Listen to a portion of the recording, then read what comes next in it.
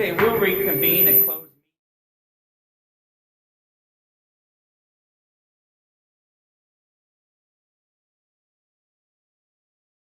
Board protocol.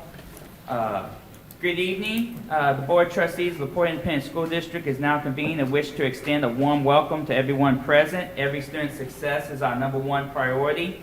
As the Porte ISD Board of Trustees, we are here to set goals, adopt policy, approve budgets, contracts, personnel appointments, and communicate the district's vision and success to the community. It is not the role of the board to make day-to-day operational decisions. The management and day-to-day operations of the district are the responsibility of the superintendent. This is a public meeting of the Board of Trustees, not a meeting of the public. School board meetings are open to all who wish to attend and hear the matters discussed. Audience participation is limited to the patron presentation portion of the meeting. Board members may not respond to the public comment section. These proceedings may be recorded, and I respectfully ask that you please refrain from talking while others are speaking. Thank you for taking time this evening to join us and for your interest in the Laporte Independent School District. At this time, we will stand for the Pledge of Allegiance. Will you please join me in the Pledge of Allegiance to the United States and Texas flags? I pledge allegiance to the flag of the United States of America and to the republic for which it stands, one nation, under God, indivisible, with liberty and justice for all. Now the Texas flag. Honor the Texas flag. I pledge allegiance to thee, Texas, one state under God, one and indivisible. And we will have our invocation will be given by Ms. Deanne Thompson, Board Vice President. Bow your heads with me, if you will, please. Heavenly Father, we come to you today with grateful hearts for everyone who's present this evening and for a learning environment that honors the amazing educators among us. Please continue to bless and guide them. Thank you, Lord, for our community and every servant within it.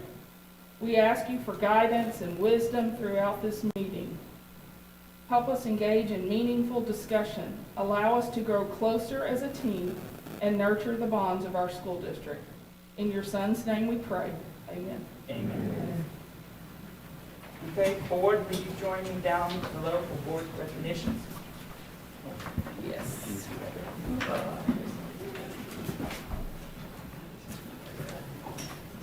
Yes.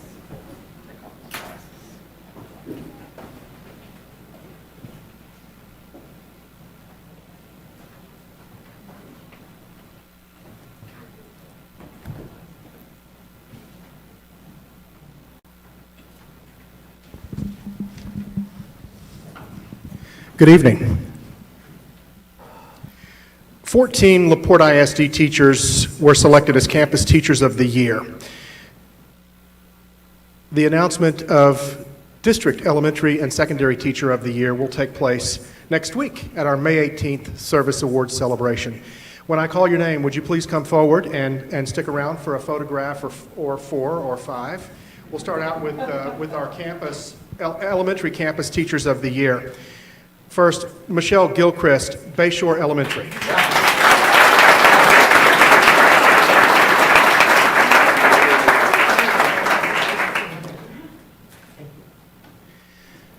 Tracy Guidry, Laporte Elementary.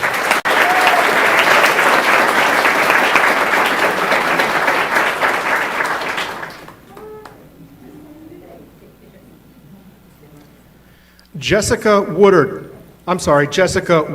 I really do need those bifocals. Jenny Reed.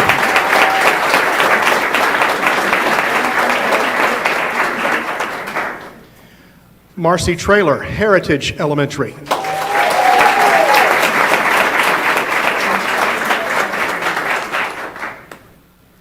Zebu Ali, College Park Elementary.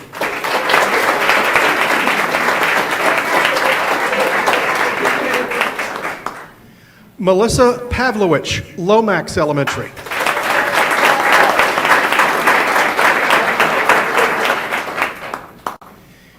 And Rhonda Lopez, Leo A. Rizzuto Elementary.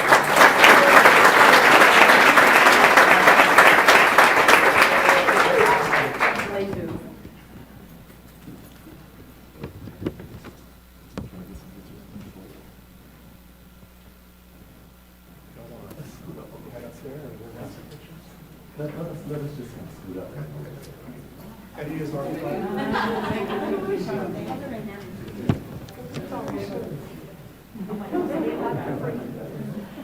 Eddie Hill is the chief photographer this evening. I think so.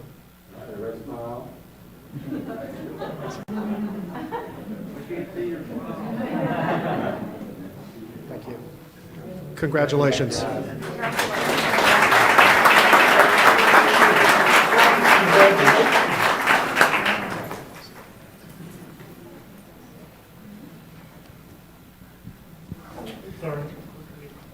Now we move on to Secondary Campus Teachers of the Year. They are Baker 6th grade campus, Sherry Madison.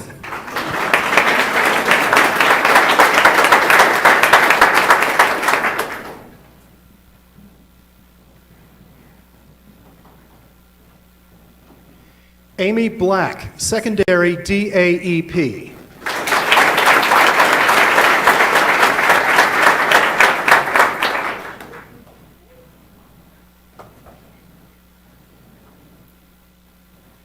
Jimmy Beasley, the Academy of Viola DeWalt High School.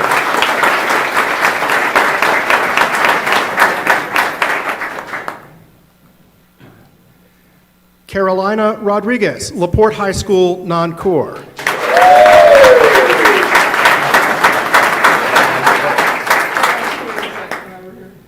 Lori Burns, Laporte Junior High School.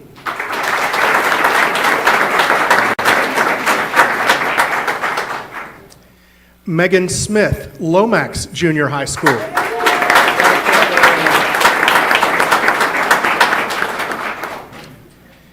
And finally, Hame Arizpe, Laporte High School, Core.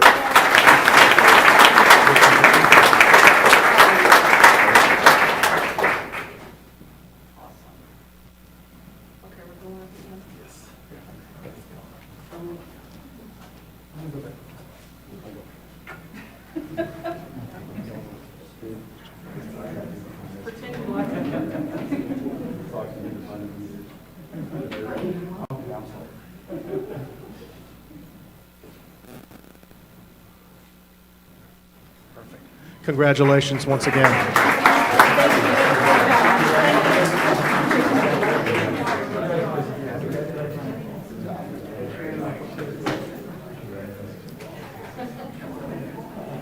And once again, district and secondary teacher superlatives will be announced at the Employee Service Awards on May 18th. Mr. Roman, can you step forward, please?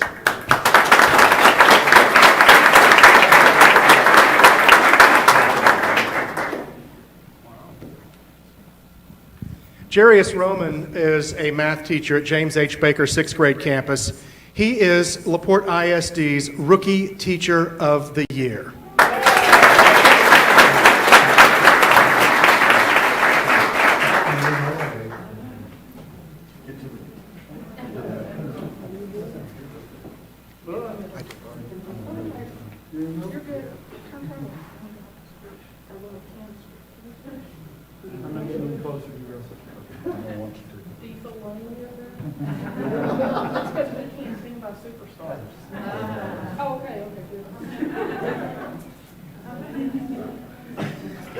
Congratulations, sir.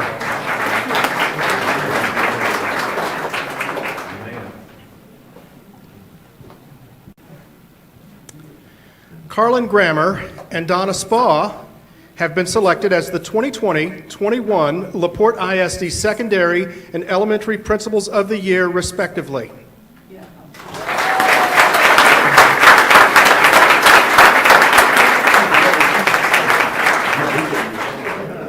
This award is sponsored by Region 4 ESC, and district administrators select honorees based on several criteria, including a multitude of attributes that contribute to staff and student success. Thank you, and congratulations to both of you.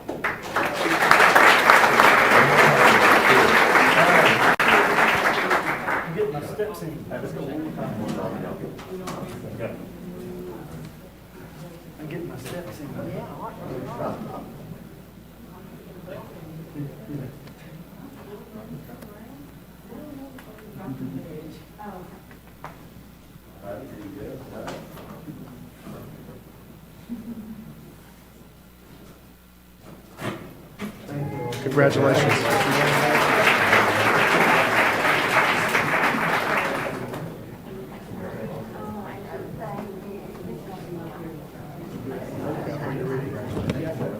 Are we doing this again? I don't want to. I think it's already.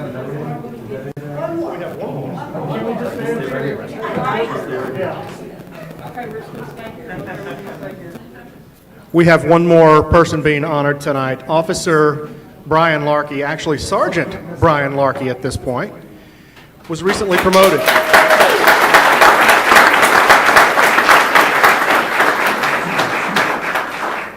And will soon end his long tenure here in Laporte ISD. And with that, I will hand the microphone to Sergeant Novosad. Thank you.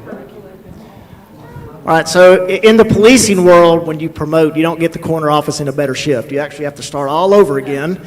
So just a little bit on Officer Larkey here. He hired with us back in 2000, and then he quickly became an ISD employee or contractor, however you want to say it, as an SR or as a DARE officer back in 2002. And then once that program, it kind of had a little hiatus for a little bit, so he became the SRO at Laporte Junior High. And then in 2010, he came over to the high school because there was a retirement, so he left Laporte Junior High, went over to the high school. And then in May of 2013, I was at Lomax, and we switched, and now he's at Lomax in the Oasis, like we like to call it, Dr. G. And I went to the high school. Just a little side note, too. If it wasn't for this guy, I wouldn't be in this position. He was the one back in 2005 when I went to Lomax that talked me into interviewing at the PD to apply for the SRO gig at Laporte ISD. So he is the one that caused me to be here. Some may say, cool, and the others say, great job, Larkey, appreciate it. But we're very proud of Larkey, 21-year officer who's now going back to the streets as a patrol sergeant on night shift. So he will now be getting a moon tan and sleeping during the day. So I just thought it was appropriate, and Dr. Jackson, thank you for allowing us to do this, to honor his service with over 19 years here in Laporte ISD. So thank you, sir.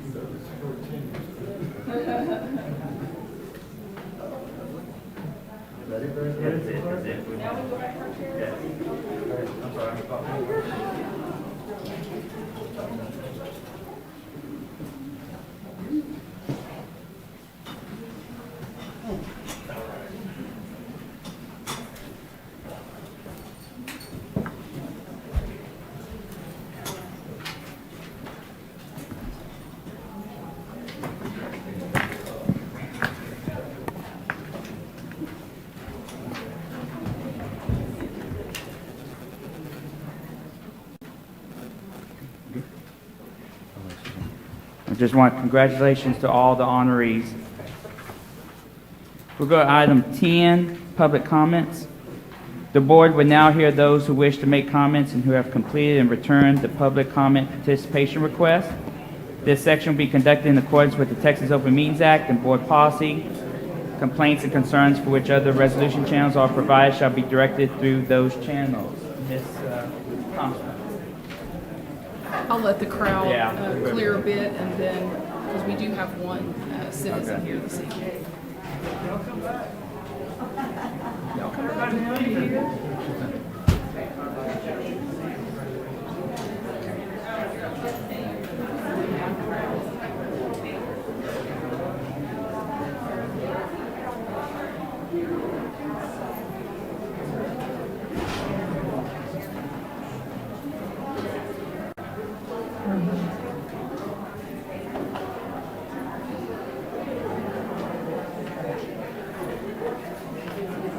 Okay, Okay, Mr. Yonda, we do have one, Wait. oh, okay.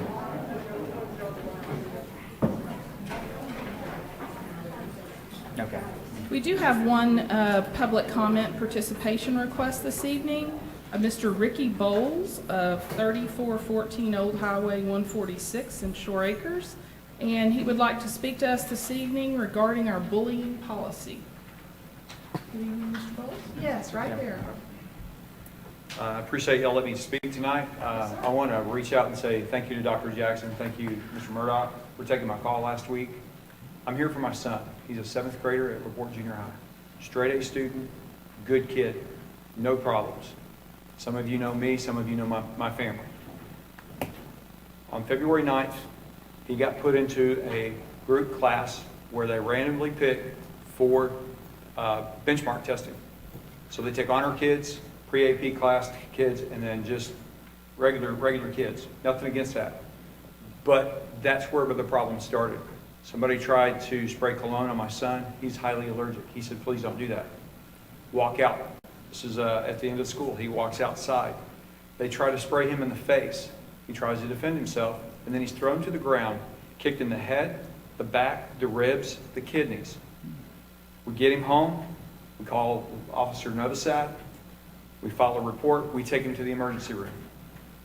Fast forward. I go in and talk to Dr. Gerhardt the next day. I assure you that this child that did this will be on on-campus suspension. Last Monday, my wife takes him to school, dropping him off at 8 o'clock in the morning, and lo and behold, the kid that did it's in front of him, and he's back in class. I call the school, I go up, I talk to, Dr. Gerhardt wasn't there, I talked to Ms. De La Cruz. Why is he back? Because this was felony assault. They tried to get felony assault charges, the DA took it down, said no, kicked it back, so it's going to Laporte. We have a pending case here because with it being a minor, we don't know when it's going to happen. My son may have to go before the court if this kid pleads guilty or not guilty. So he's back. My son is scared to death to come to school. He's worried about his friends coming in, assaulting him, the kid coming up and doing something about it. The kid's a big kid. He's a football player. But I want to know why he's allowed to come back to school. This is so close to the end of the year. I got told that this is a disciplinary board decision. Who's on the board and how in the world do they come up with this? Felony assault on school property. You are the policymakers here. And I will ask that you please look at this and change it. My son's had to adapt and change his schedule. He gets out of class early so that he can get there so he doesn't have to have interaction with kids. They have bullpup, 8th period. He's no longer going there. We pick him up at 3:30 because he's got kids that are harassing him and saying, hey, go get this kid and let's see a fight. Shouldn't be that way. Should not be that way. I grew up here. I'm proud of this school. I was in politics in Shore Acres, and one of the things that we did was to bring people in, and we talked about the school district and how great it is. But we're failing on the bullying. We've got a reputation for it. People move here and they're like, oh, we've heard about it. We've got law enforcement that says the same thing. Law enforcement in my town, same thing. They know about it. But please, look at this and address it and do something about it. Because no kid should be afraid to go to school. And they shouldn't have to change. The person that does the problem, that causes the problem, should not be in the school. We've got DeWalt and we've also got on-campus suspension. You've got resources. But to bring them back 3 weeks at the end when we're in the middle of STAR testing, final exams, and here we've got a straight A student that's worried to death and he's scared to go to school. I mean, when we drop him off, we see a change in his attitude. And it should not be this way. And when I called Mr. Murdoch and called Mr. Jackson, I told him I'm going to come and speak to every one of you because it infuriates me that our hometown, we have to put up with this. And that's why I please ask y'all to look at it and reconsider the whole policy and take it out of, if there is a disciplinary committee, change how they handle this. So, and again, I appreciate y'all's time tonight. Thank you so much. Thank you, Mr. Bowles.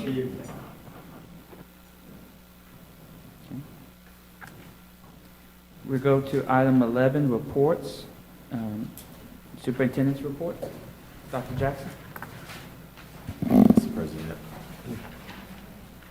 we have several things that we'll share under the superintendent's report today, but I'd like just a few words.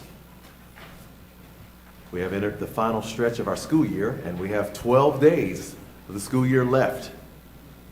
And we're working fast and furious to ensure that our students and staff finish strong.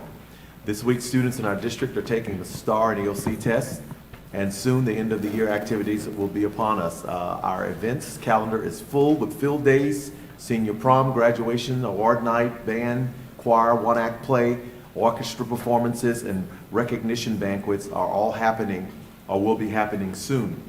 Among the students who will be participating include some of those who have received college scholarships for academics and athletics, and members of our 12 performing arts groups that earned the prestigious UIL sweepstakes honors this year. That's band and choir and orchestra and others, and we're certainly very, very proud of them. In just a few short weeks, we can all take a moment to exhale and hopefully say that we have had a successful school year. We offer certainly our sincerest thanks to our principals, our teachers, and support staff who've all worked tirelessly this year to keep our students healthy and safe while doing our absolute best to provide them with a great and exceptional educational experience. A special thanks goes out to our parents and stakeholders, for it was our parents who answered the call when we made the decision to bring back our students this past January. I'm certainly very proud to share that more than 98% of the students in Laporte ISD are attending school in person. There are many districts in our state and even in our local area that cannot lay claim to this. We believe our students are better off, and our families and our community will reap the benefits of our students learning with a teacher face to face. As our school year ends, we certainly want to make our stakeholders know that learning does not cease on May 28th. In fact, there will be opportunities for students to attend summer school, summer fine arts camp, and other athletic camps in our district. We want summer to be engaging, enlightening, and fun for our students. Last but certainly not least, the 87th Texas Legislature is quickly approaching its final day as well, and the legislature will adjourn its 140-day regular session on May 31st. There are still several bills that are being debated on the House and Senate floor as it relates to public schools and public education. And these bills, if passed, will have a significant impact upon our students and our district finances and how we educate students in the future and moving forward. We encourage our stakeholders to research the education bills and voice your concerns, not only to our school board members, but to the superintendent, but to our statewide elected representatives and senators that represent us all. The state of our district remains strong. Principals are supporting teachers, teachers are supporting students, and we are all committed to supporting each other. As our mission states, every student's success is our #1 priority. That being our aim, that has been our goal, and we have tried to accomplish this with every fiber of our being. This year we have worked to cultivate and support a nurturing environment for all students and staff, and we've worked to provide for authentic and innovative ways to educate our students, even during a pandemic. And we've worked to build a community of learners that will take what they've learned to become successful lifelong learners and productive citizens in our community. In short, we have all worked tirelessly to keep Laporte strong, and we certainly want to thank everyone, including this board, for your undying support. And that will conclude my comments for this evening, Mr. President. And at this time, I believe we have a budget update by our Chief Financial Officer, Rhonda Comby. Thank you, Dr. Jackson.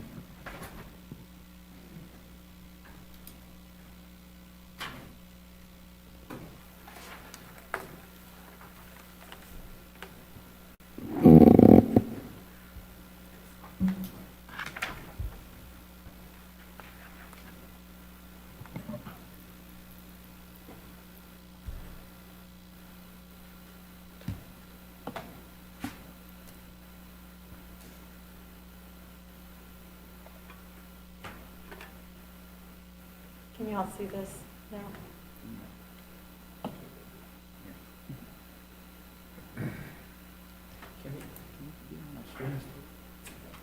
Is that on my screen? Yeah. I, hold on. Can they put it on their screen? Will it project? Can you see it any better? Oops. Okay, this will be, I'm going to go through this fast, but if you have questions, you can let me know.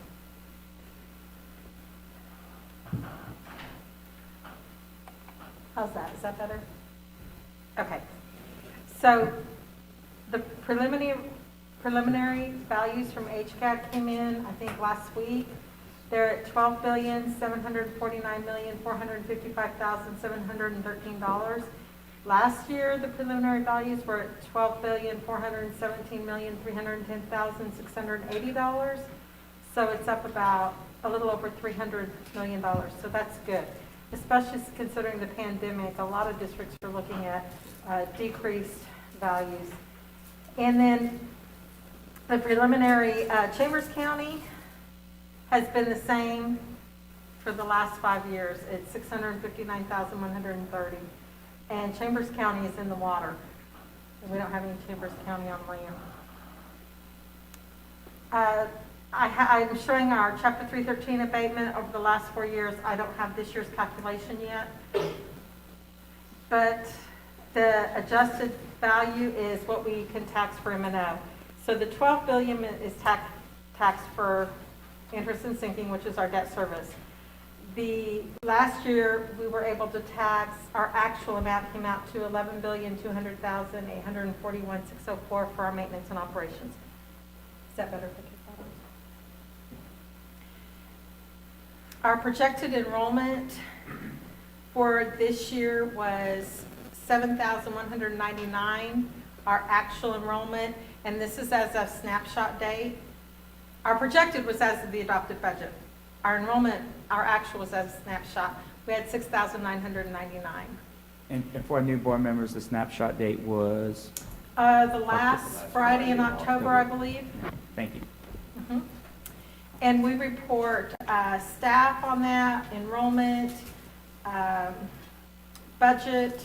There's a bunch of stuff we report. And then at the end of the year, we report our attendance, our teachers, and different things at different times. We have 2 submissions, and then we do the audit in January. So there's 3, and then a summer submission, which is just summer-related stuff.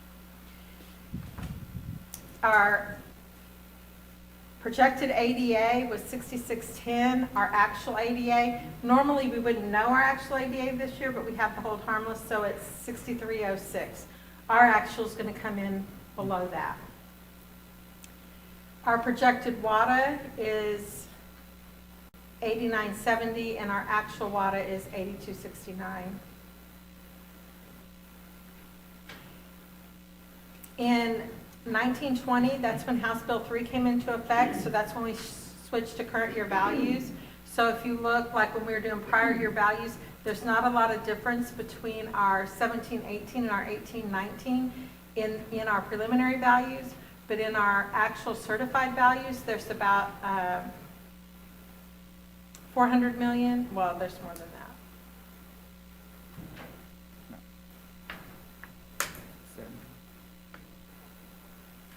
Yeah.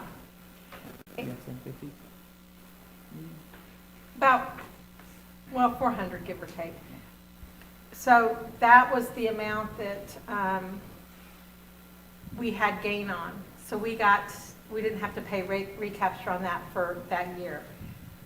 But now we're on current year values, so that's not relevant. And that started in 1920 for our current year values.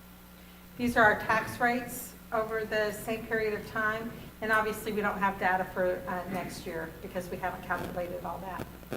But we were at $1.04 for M&O, 34 for INS, our total of 138, and that was 1718.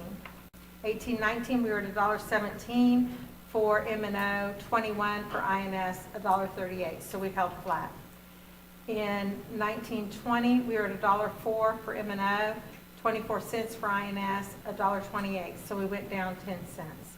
And current year we're at $1.397 for M&O, 23 cents for INS, and we're at $1.26.97. So we went down about a penny. So the last thing I have to talk about is Sr3 Funds. Our Sr3 Funds, you all have heard about us getting some money. We're going to get about $8.2 million in Sr2 Funds over the next 3 years. That's about a little over $2 million a year. 2,753 a year. Well, I guess almost 3. We're going to use, our plan is And that will come into bigger discussion as we have our budget workshop. But our plan is to preserve 1.2 million per year for fund balance, to preserve fund balance, which basically means move expenditures to ESSER that we normally would pay for in the general fund. And the other 1.5 million is going to be used to support campuses. So those funds are earmarked to support campuses. They will be instructionally supported at the campus level based on principal and curriculum discretion to accelerate learning based on student needs. Okay, Which am I thinking of this wrong, but are the ESSER funds what is coming to us from the federal government Through the because state. of the pandemic? Right. This is what all went to the state at first, and they kept, and we all kept raising Cain about? And we're Well, finally ESSER gonna get- 1, they kept. ESSER 2, they kept. This is ESSER 3, and they're keeping some, but they're pretty much giving most of it to us. But yes, you're correct. So the state still has all of ESSER 1 and 2? No, we got some, but they were small amounts. Small, okay. I don't have in my head the exact amounts, but we did get some. They were more like for like connectivity devices, things like that. Right. And you're saying per year, so is there But the state got a lot less too. with I'm the- sorry. that's right. With the per year, so there's a 3-year time window that you have to spend it? Yes, Okay. goes through 2024, the end of 2024. So the expenditures that we had to, that we incurred because of the pandemic, I mean, we got some of that back, they're saying for connectivity devices, whatever, obviously, probably nowhere near what we spent or what we did for our students. But, so this isn't enough to really reimburse what we took out of general fund to do that with. Correct, but this is more for, what we spent before was more like for cleaning, to get kids connected when they were working from home. We had to buy devices, we had to buy Yes. hotspots, we had to buy phones back when our staff was working from home. Yes. Not necessarily buy, but get Yes. them. And pay for connectivity for those. So those kind of expenses, but those really, other than helping the kids be able to learn from home, those didn't really impact them instructionally like this money's supposed to help them with what they may have lost through this year of pandemic by not being able to come to school or working remotely and not having all the supports they needed.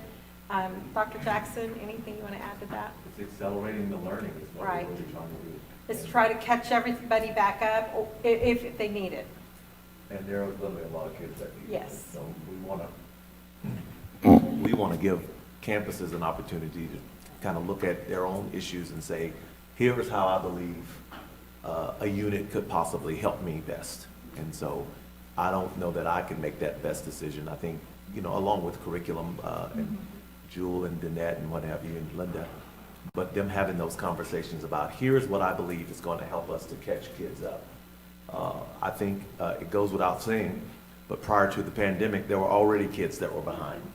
And so for the last 14 or 15 months, having the issues we have, I think these funds will go toward just trying to help schools and principals and teachers to do the best they can to help our kids. And they'll come into a special revenue fund, like our title monies and things like that. They won't come into the general fund.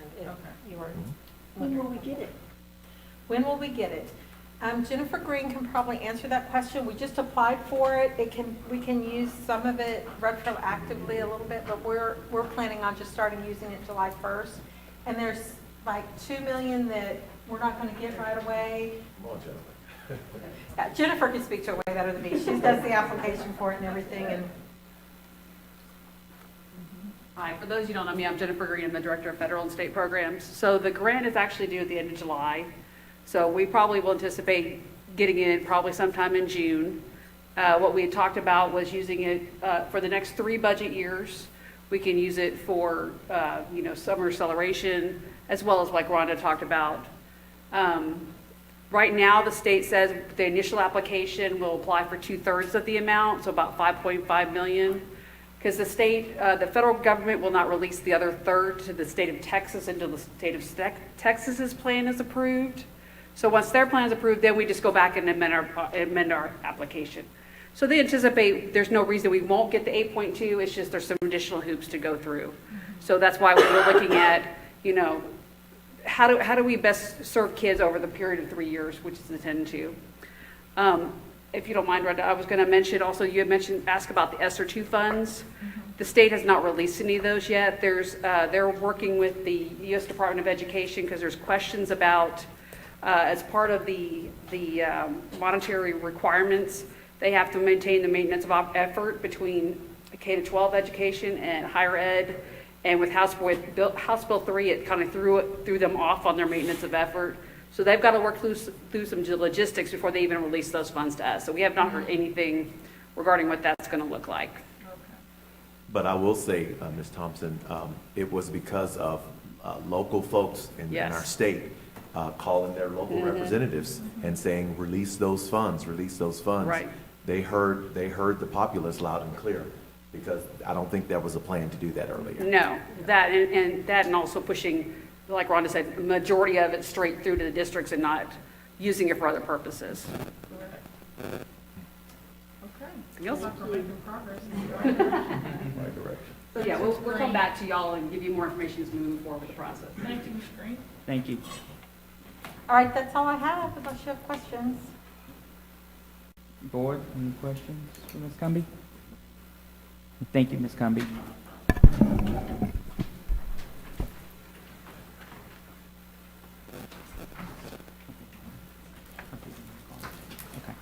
Okay, we'll have a graduation update by Dr. Grammer.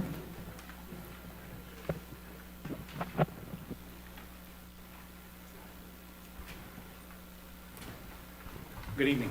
Good evening. Not a lot to tell you other than we're going back to normal for the most part. So we plan to conduct our graduation as we had in years past prior to the pandemic. We're not going to limit the audience at graduation. We are going to, as far as masks, we're going to suggest masks for the crowd, but we're not going to be the mask police. And so the students, of course, they will have that, have masks on. One thing that we are going to do different, I don't know if you remember 2 years ago, we had a bit of a problem with crowd on the field after graduation, and so we're going to do a recessional this year. So we'll actually march kids off the field afterwards to avoid a crowd. Officer Novosad is also going to have plenty of officers there to make sure that we don't have too many people. A lot of people came onto the field pretty quickly after graduation. We're trying to avoid that.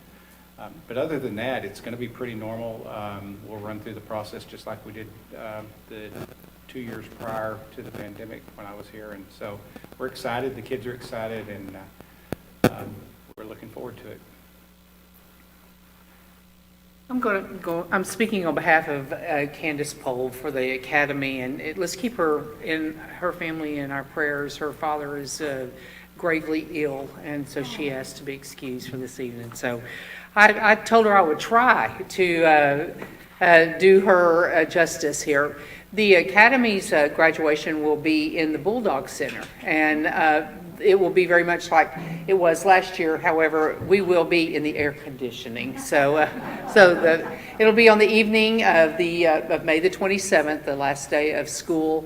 We're very excited. We have 78 graduates right now who we are planning to celebrate. So That's an awesome number. That is so and then good. I mean, it just gets bigger and bigger. So we are thrilled. That's awesome. But that's it. Harlan, you don't have a number? Yeah, approximately 440. 440? 440 right now. That's obviously, that comes down to the last minute a lot of Sure. times. And so, Yes, sir. Well, that's Kansas too. yeah. One other thing that I didn't mention is rain. We did not give rain out tickets to the students. We're not giving rain out tickets to the students this year, simply because we don't feel like there'll be too many people trying to get into that Bulldog Center in an enclosed space indoors. So our plan is if we get, for some reason, it rains us out, we're going to shoot for 10 o'clock the following morning and just continue until we can get the thing in. I told Dr. Jackson, if you can give me an hour of clear weather, we'll make it happen one way or the other. Maybe abbreviated program, but we'll get them graduated. So that's the plan right now. Just out of curiosity, when you mentioned that we're going to process out this time, change is so hard for people. Especially for seniors. Yeah, where are they going to go, and where are their families going to Yeah, go? so our plan, our students will park in that new parking lot that we have by the tennis courts. So our plan is to take them out to right there. Oh, okay. And we're going parents to can be- communicate to the parents that that's where they'll be. Yes.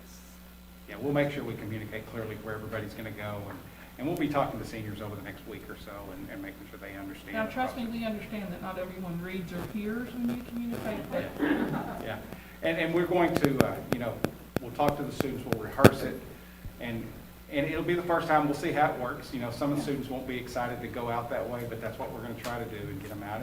And there's no reason that after we get them off, they couldn't come, we're not going to allow them to come back onto the field after that. We just want to get our people off. We're going to have about, last count, about 80 teachers there, and so they're going to be participating, helping us. And so if we can get our folks out of there, then I don't have any problem with students coming back on the field after that for pictures and photo ops and things like that. Thank you. Good job. Thank you.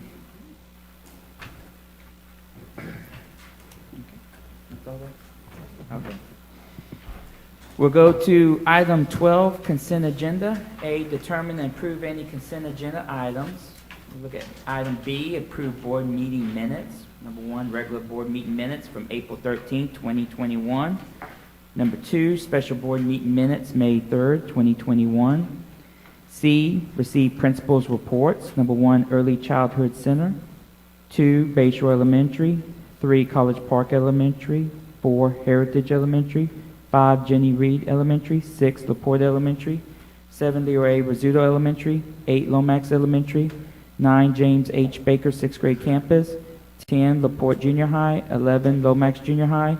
12, Laporte High School. 13, Bill DeWalt High School. D, receive human resources report. E, receive financial reports for April 2021. F, approve employment of professional staff. G, approve budget amendment.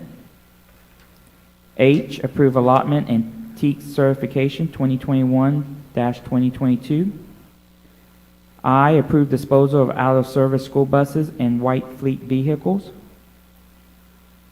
J, approve first, second, and final reading of local policy updates affecting BE local and approve proposed TASB policy BE local. K, approve instructional materials allotment, IMA, expenditures for pre-kindergarten systems under Proclamation 2021. L, approve proposals for special education contracted services. M, approve school resource officer SRO program for law enforcement services and authorize the superintendent or designee to negotiate and execute a contract.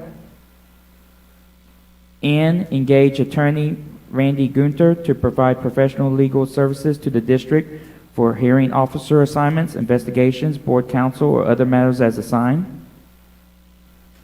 O, receive and adopt revised Laporte ISD Board of Trustees operating procedures. Ms. Thompson, do you mind reading back the consent agenda? yes, consent agenda is item 12B, C 1 through 13, D, E, F, G, H, I, J, K, L, M, N, and O. Okay, board, I seek a motion. So moved. Ms. Green, Second, second by Ms. Thompson. We'll call for the vote, and Ms. Wheeler, if you yea or nay, please. Ms. Wheeler? Yes for Ms. Wheeler. Thank you. Okay.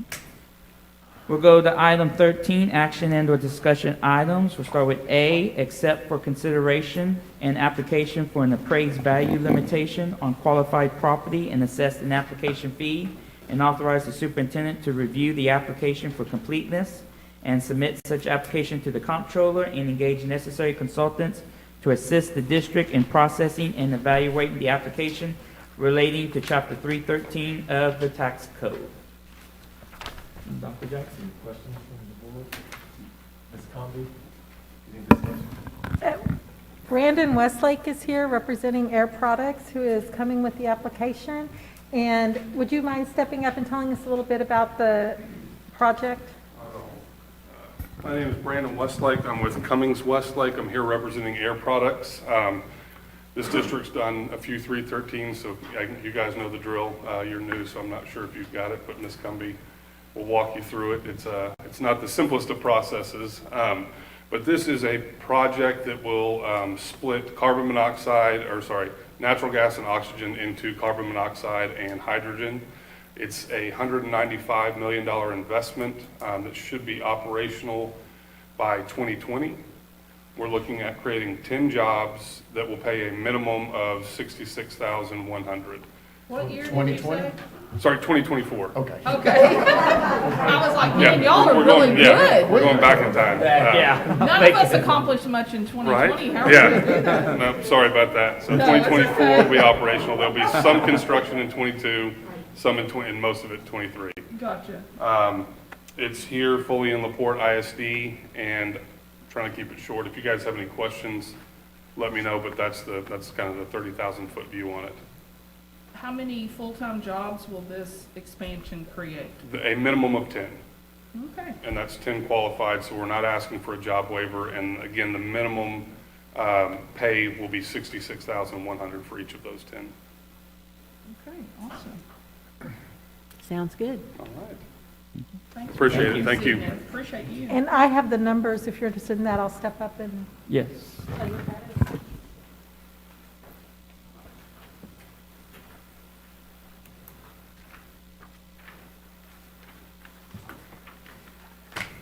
Okay, our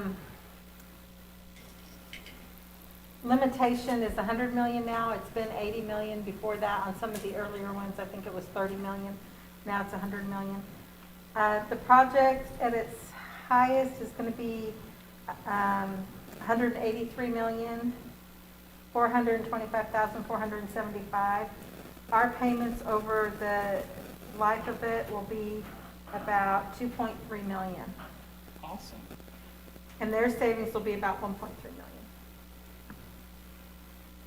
Their savings is 1.3? Yes. Okay. And that's for our loss of revenue is about $1 million, so that they have to cover that. So. Sure.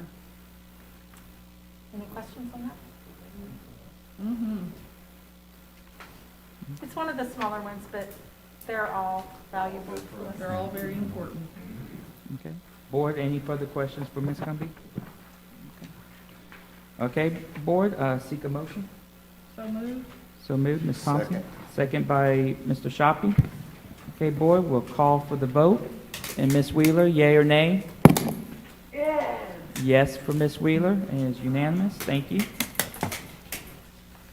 We go to item B, adopt the resolution number 2021-08 for an extension of the time period for considering Stepan Company's application for an appraised value limitation on qualified property pursuant to Chapter 313 of the Texas Tax Code. Yeah, this is just to extend it. Stepan is a company that's not familiar with 313s and things, and they just need additional time to review the agreement with their attorney. They're just learning a lot in this process, so Yeah. we just need to extend it. Okay. We're hoping to have it back in June. It should be fairly soon we'll bring it back. Okay. Board, any further questions for Ms. Cumby on this item? Okay, and so I'll seek a motion. So moved. I'm sorry, Ms. Green, and then Ms. Wheeler seconded. Okay, and we'll call for the vote. And Ms. Wheeler, yea or nay? Yes. Okay. Okay, thank you. And unanimous. And so we go to item C, approve term, probationary, and non-certified contract recommendations for certified teachers, administrators, and professionals in pay grades 1 through 4. Any questions, board? No. Okay. So I'll seek a motion for item C. So moved. Ms. Thompson, Second. second by Ms. Green. We'll call for the vote. Ms. Wheeler, yea or nay? Yes for Ms. Wheeler, so it's unanimous. Thank you. We go to item D, authorize the superintendent to approve hiring of contract professionals of principal level or below on the district's pay scale from May 12, 2021 to August 18, 2021. Questions, board? No. So moved. Okay, we'll seek a motion. Ms. Thompson, Second. seconded by Mr. Shoppy. We'll call for the vote. And Ms. Wheeler, yes for Ms. Wheeler, so it is unanimous. Thank you. We go to item E, discuss and possibly take action on drug testing policy. Mr. Clausen.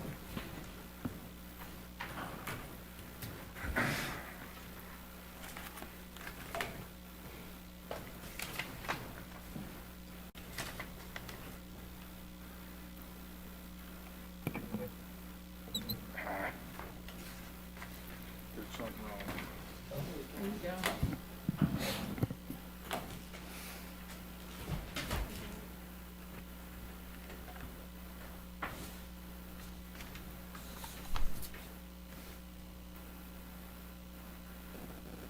Well.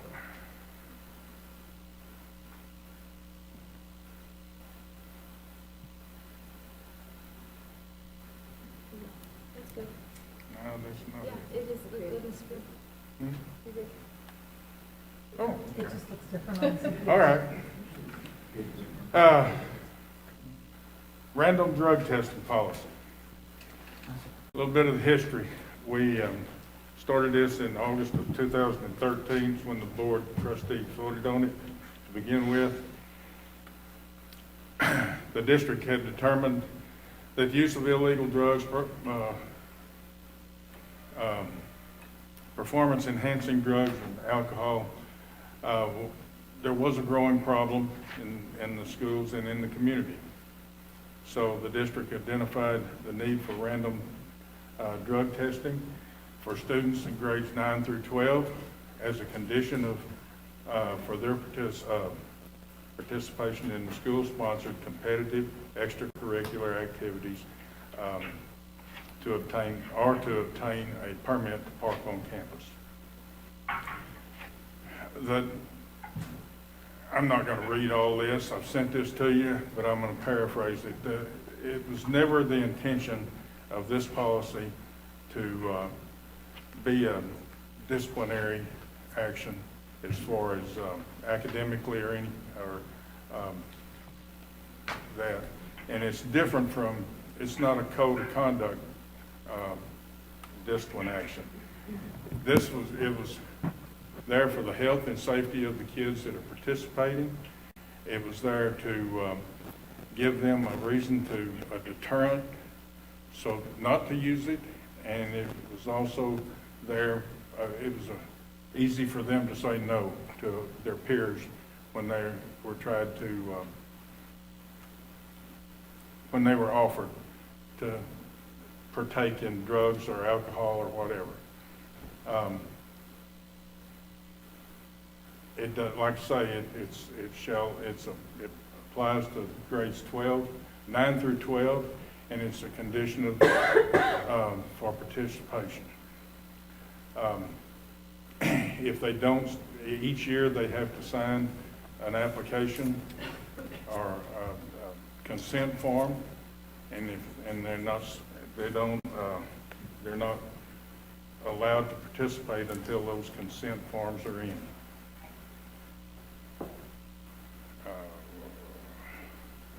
Got ahead of myself a little bit here. But if they're participating in anything, any extracurricular activity, competitive sports, or if they want to get a parking permit, they need to sign the consent form before they start participating. Participation in extracurricular activities is a privilege, and it's not a right. So refusal to consent to the drug testing, random drug testing, they'll be denied the right to participate.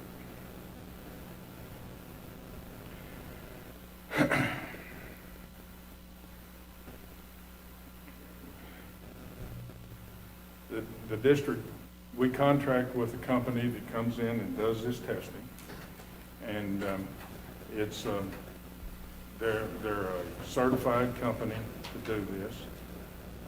They come in and the testing is done by a urinalysis test, and the specimens, there's a real close chain of custody documentation that has to be taken care of on this, and the specimens for testing, they're split, or they're tested by the gas. It's a hard word for me to say. Anyway, it's two big sophisticated tests that they go by, and and that's the initial screening, and it's paid, the school pays for it. A medical review officer then reads the test and reviews them, and within 5 days, if there is a positive test comes up, the medical review officer will contact the parent first and tell the parent.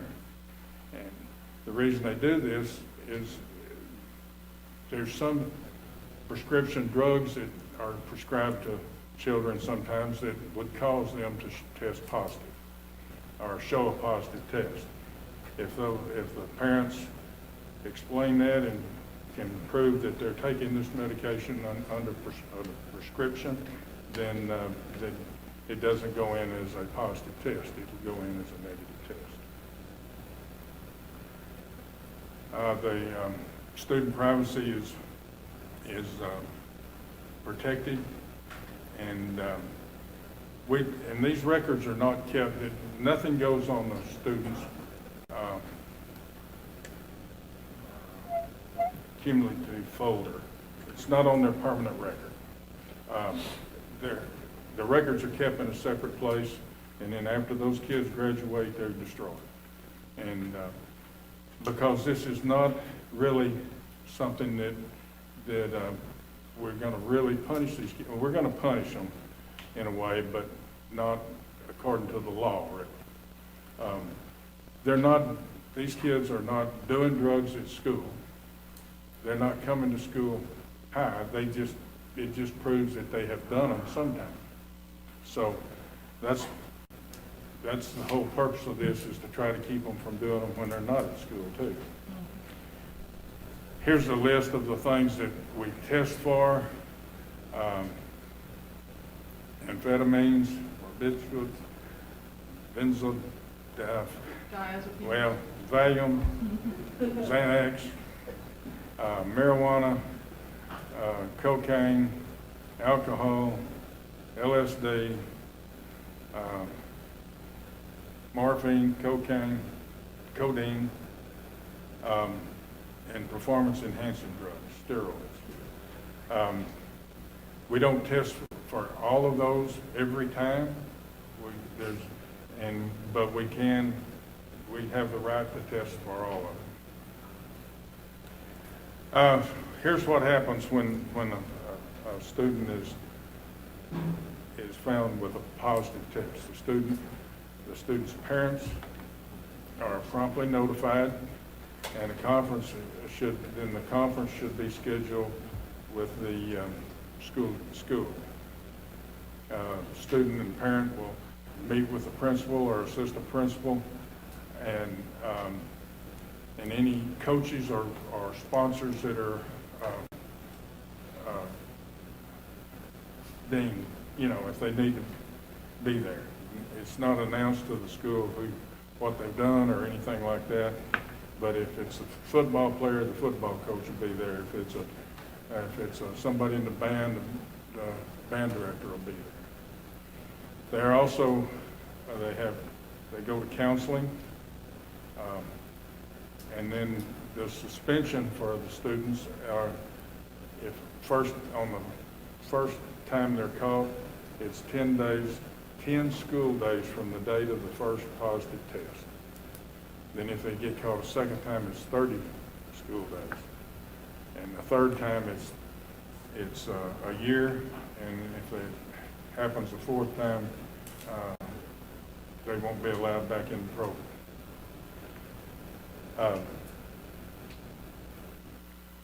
Now, this is suspension just from that activity, not from school itself? Not from school, just that activity.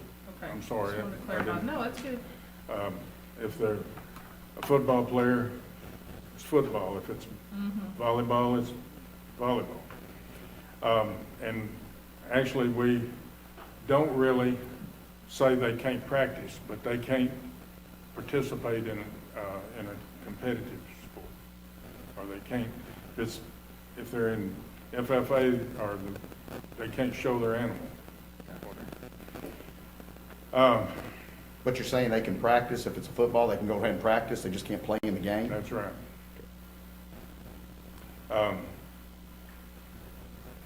If a student does test positive, they're on the list to be retested the next time they come in. So, and they know that up front.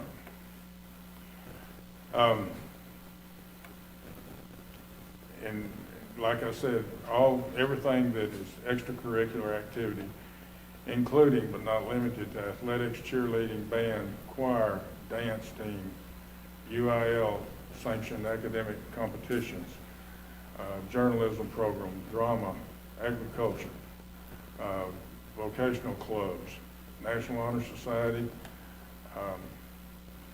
All of these activities they're on the list to be tested. Any suspension that is not completed by the end of the year, if they get caught the last week, the suspension would roll over to the next year.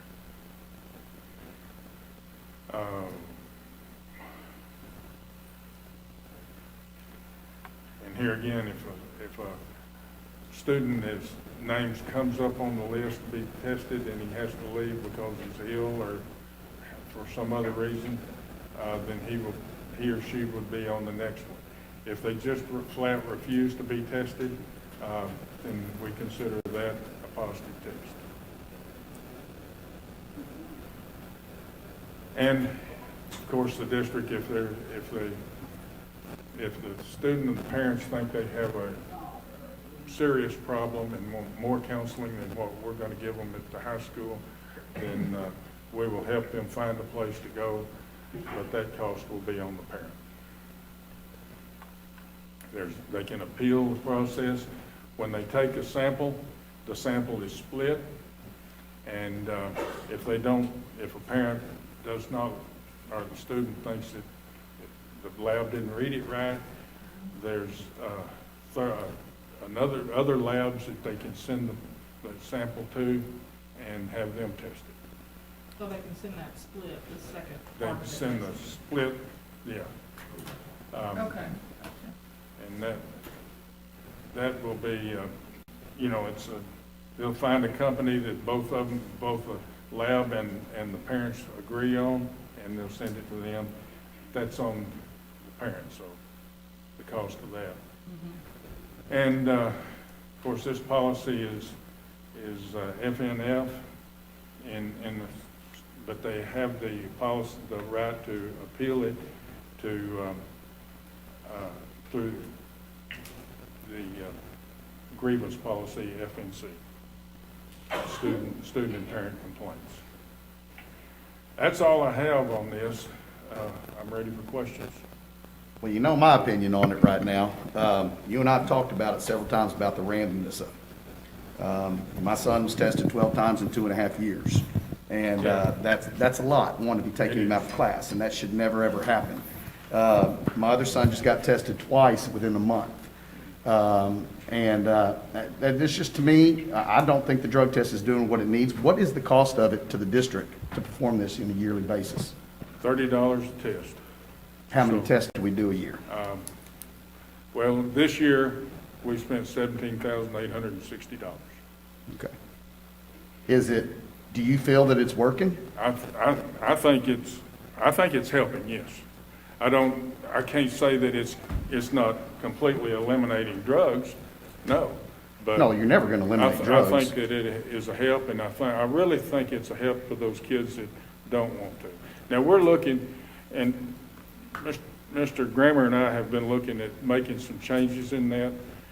It's not that the company takes a pool of names, and the computer spits out a random sample. And that's gonna happen sometimes, that kids get tested more than once. But maybe we can look at the list, because we get the list the day before they come out. And if we see that a kid has been tested last month or mark that one out. We mark it out, and it's no problem. If some of the kids that test, if for some reason that computer is picking a kid because he initially tested positive, but he had a prescription that caused him to test positive, and we know that, then we can mark that kid off. I agree. Some of them get it too many times and some of them don't get it at all. And sometimes they're outside that classroom for an hour sometimes. And Well, that's the we've complaint changed that I get, is That's- they're yeah. not complaining about the number of times as much as they're complaining that a process that should take no more than 10 minutes, Yeah. they're leaving them sitting and sitting and and they're missing class. And it's Well, not we're- helping anybody. We're working on that too, but And you said when you test them, it's not for every one of those things, right? No, it's not just for every saying- one. Whatever, y'all test for the, because I didn't see it up there, and I'm not big on the drugs, but the vape pens, the TCA, is it TCH or THC? THC. Do y'all test for that? The THC is, yes. It is, but it's a different type, and it doesn't go on a regular marijuana test. And I think the bigger question, in my opinion, I don't know who has this answer, but is it helping? I mean, Mr. Grammer, maybe you're the one that should answer this question. I mean, do you see it being of any benefit? Are we making a difference with it? Or is it just wasting everybody's time? So, I mean, it's hard for me to give you conclusive data to say that it's helping, because what's going to happen is if it's helping, then you're going to catch less kids. Obviously, the fewer kids you catch, that means it's doing something. If we were to catch no kids, that means the policy's deterring kids from doing it, and it makes it worthwhile. Obviously, that's not the case. We still catch kids.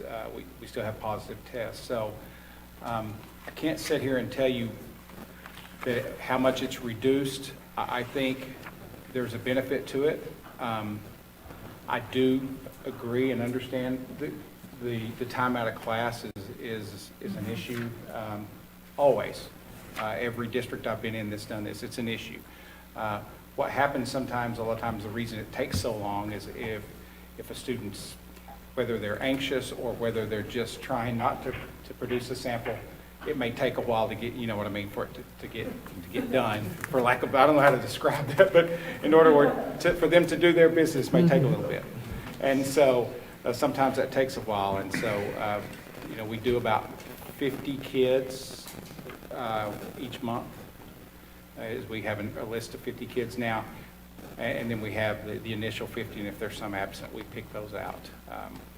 Basically, they give a secondary list as well. And my other question, I guess if Mr. Shoppy said this, it's not testing for that whole list when they test, it picks out one, is that what you said? No, there's 5 or 6 things. But not the entire list? Not the entire list, but it's the And most that's popular things. It rotates around? Or they, like, 1 month they do these 8 things and then? They can change 1 or 2 every month. But it's always for marijuana, THC, amphetamines, and things like that. The most popular. Well, I don't think it's good to get rid of it, I just don't think we should not have anything, and I think that's how this program got developed to begin with, because there was a lot going on and a lot of restrictions, and this was a way to, if you could convince the children that there was not going to be punitive action other than sitting out from their extracurricular activity, that we really want to help them. I'm afraid if we don't have something that it's not going to be good. That it's gonna get worse. I guess my question is, what percentage of the high school population would not fall under that because they're not involved in any extracurricular activities, they don't have a parking pass? I'm just curious, I'd just an say- estimate number. I'm just asking, maybe half. Half? Half the kids, approximately half the kids.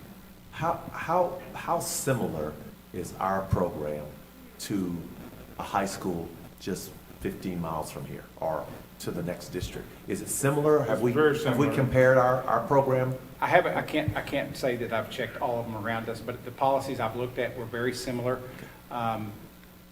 with a few differences. Some address what you're talking about, students being tested multiple times. By having it where, you know, you have a negative test and you've never tested positive, you may be guaranteed only one test per semester or something like that. But I will say one of the things that, you know, some of them have a little bit more bite to it, where if it's in an off season, then it carries over, you know, to that season, that kind of thing, for the suspension of games, things like that. So, but it goes the gamut. I mean, everyone looks at it differently, and I think it depends on the problem you have at that particular district. I think that's, you see, they're reacting to what's happening there and what they think. And so it's not part of a code of conduct, it's not part of an athletic code of conduct or anything to that nature? I mean, No, you're sir. talking It's UIL? it's or- an extra, we don't contact anyone with this except the parents and the coach or the sponsor of that student.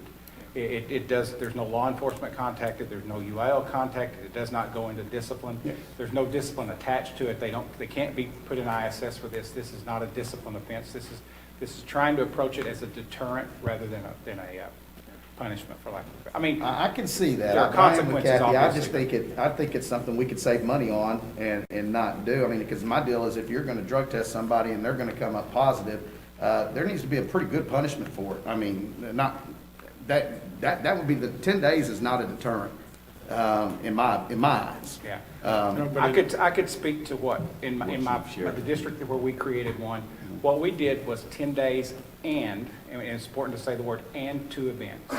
So for example, if a student were to test positive, let's say a student played basketball, he tested positive in April, 10 days won't do anything to him because there's no event. So we'd say 10 days and 2 events, so it carries over to the next season, whatever season that is. Whether if he's in track or something, it would get there. Yeah. But if he only played basketball, then the first 2 basketball games, he would be suspended as well. So it turns into a several-month suspension from activity. He can still practice, he can still do all the things, he can still do off-season, all those things that he needs to do to be prepared. But the 2 first competitive events, he would be suspended from. And then it doubles the next time around and so forth. That's where I've seen it beefed up, but that's about as severe as I've ever seen. How many do we ever get that test positive twice? I'm sorry, the How test, many do we get that test positive twice that hit that month and then maybe hit that year? I can't tell you that. It happens, I couldn't tell you the number. We could do some research, I guess, but I don't. The only statistic that I can give, because the company can't keep stats on this either. They tell us how many they tested, and I know how many tested positive. How does that number compare to your point, Mr. Grammer? I mean, that'd be a pretty good metric, I would think. That if that number goes down every year, we're doing a good job, right? But how does this year's number of the prospect 600 tests y'all administered, how many tested positive? And how does that relate to? I'd have to go back and check the numbers. He might have that. I would say that, though. I would say if you're decreasing, in my interpretation of a decreased positivity rate would be successful program, because kids are getting the message that we're not, you know, that we don't want them to do these things. You know, again, that's my assumption. Would it be unreasonable for us to maybe have a temporary few months, maybe not until starting in August, where once a month you would, maybe at a board meeting, you just provide us, you don't have to give us a report, but maybe provide us with something that says we tested 800 kids and 5 were repeaters and 6 were new, or, I mean, would that be too much to ask? As far as my part is providing that information, that would not be a difficult task. I defer to Dr. Jackson as far as. do it in board notes, or we can do it in a presentation. But it sounds like we're going to ask at some point for there to be some. Well, I can tell you that how we look at it. But if we looked at it for a couple of months, and then we had something to sensibly discuss it with. the last full year that we've had, we tested 2.7% of the ones tested positive. And I don't think, 1920, we didn't have a spring, you know, and this year we didn't have anything. I mean, we've been doing it, but It's not a normal. Is it still called Truth? No, this is, They dropped that? That's, yeah, that was a different okay. program. So, That was gonna be my question. You said this year cost so far is 17,860. Is that a normal number, or is that we've had a crazy COVID year Well, number? that's close to normal, because we did start testing. We reduced from 100, we were doing We 100 were per doing test, 100. and we reduced to We 50. reduced it to 50, plus we probably missed, I don't think we did September. Right, right. So we've had it every month since then, but When we approved it back in August of 2013, we budgeted, I think, 60,000, and that was for a 4-year contract, I'm thinking. So that'd be about 15,000 a I year. think it's 30,000. 30,000? And we haven't, 2 year? we haven't completely, since that time, we've never busted that budget. Okay. And we reduced intentionally with what you mentioned about the time out of classroom. With 100 kids was very difficult, because we go and get the kids and we escort them there. And so, I have 4 security guards and APs that are doing this, and it takes, Yeah. it's an event. A lot of time. It is an event, but I will sit here and tell you that I think there's a benefit to it. I can't say that there's not a benefit to it. If it gives, like Mr. Clausen said, I believe if it gives a student an opportunity or an excuse to say no, then to me, that's a positive benefit from it. And I think it does. I would be curious to know, and we can start keeping some good records for you to see if we're seeing a reduction in positive tests over a period of time. And I think that would be a great process to go through. And let's plan to bring it back in June, and if there's anything there that we could share. If there's any new data that we could share. Well, Is there gonna be? I don't know that there's gonna be any new data. The company can't keep, it's part of their deal is they don't keep records on how many kids tested, So how Once do they turn it over notify to us, you it's, then? they can tell me how many they tested, and they tell me how many It- were positive. They Is that- send you an email or an invoice or what? I mean, how do they notify you? They email you, they invoice, or? Well, they email me a copy of their test, of all the tests. Oh, gosh. Yeah. And like I'll get 60 pages of tests at one time, and those are all positive. I'm sorry, those are all negative. Okay. The Why one or can't they two- just give you the The one or results? two positives that come up that way, they're holding them because they're trying to They get don't in want you to touch with know the the parents numbers. first. Yeah. They want the parents to know first. But that tells you in your head 62 were tested and 2 were positive. Yeah. I mean, I'm just trying to follow Yeah. the process. They'll hold up a test and they don't tell you why. It could be that they're rerunning the sample. It Yeah. could be that it's a positive. So initially you don't know, but eventually you know. So, Mr. President and board members, give us an opportunity to go back together and sit down as administration with Mr. Grammer and Mr. Clausen and other members of the administrative team, and let us come up with some ideas, and we can come back and we can revisit this, even if it's not in June, maybe we can revisit it in August or July. I think we've conducted our last test. I understand, but I mean, we can still talk Sure. about some of the things you and I have talked about. Yeah. Yes, sir. Can I say something real brief? Sure. The reason why you have most of the policy that you have is because that's what the courts approved in 2 major U.S. Supreme Court cases. And then and that was in the late 2000s, early 2010s. Once those passed, we started working with a lot of school districts. And I got to be honest, I don't remember if I did your policy, but I did a lot of them in this area. They're all very similar because that's what the court said we could do. So when you think, well, that's strange, why do you do that? Because that's what the school district in Seattle was doing that they approved.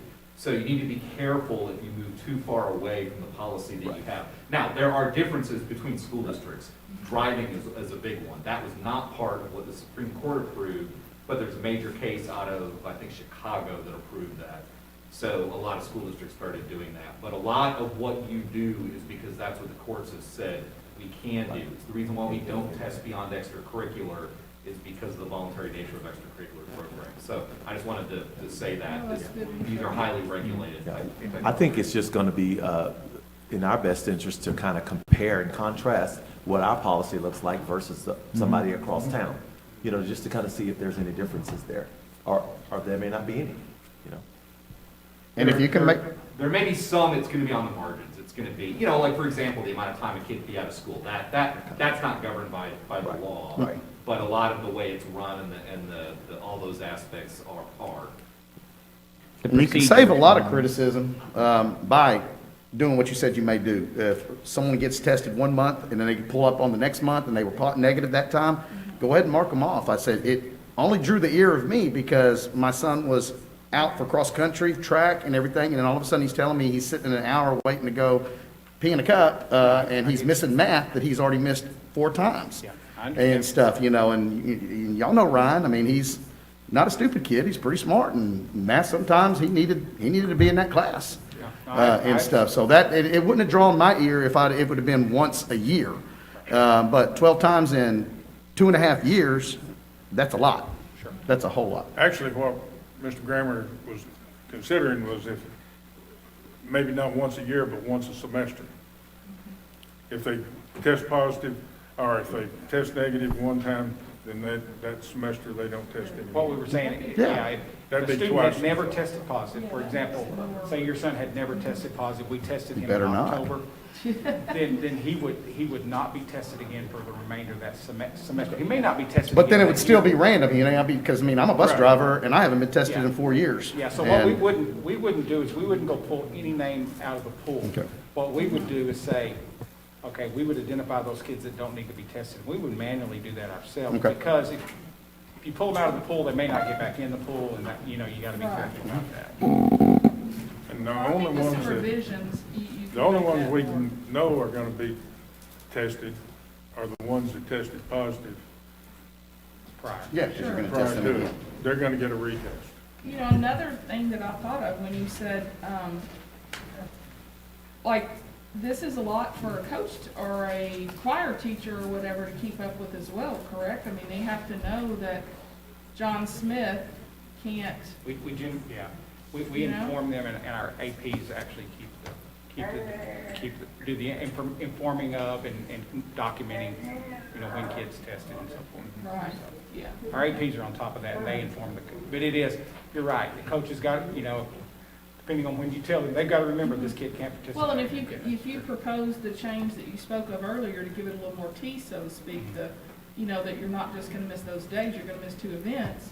Okay, well, the tennis player that affected in the fall, that guy's gotta remember the first 2 tennis matches in the spring or when he's got to. Yes, yes. And. But I like giving it more teeth, I'm not saying no, I'm just saying we need to make sure that, you know, it's not, that there's a way to keep up with it so that it's fair, I guess. And it wouldn't be, and I just to clarify, and you probably know this, but No, it popped please.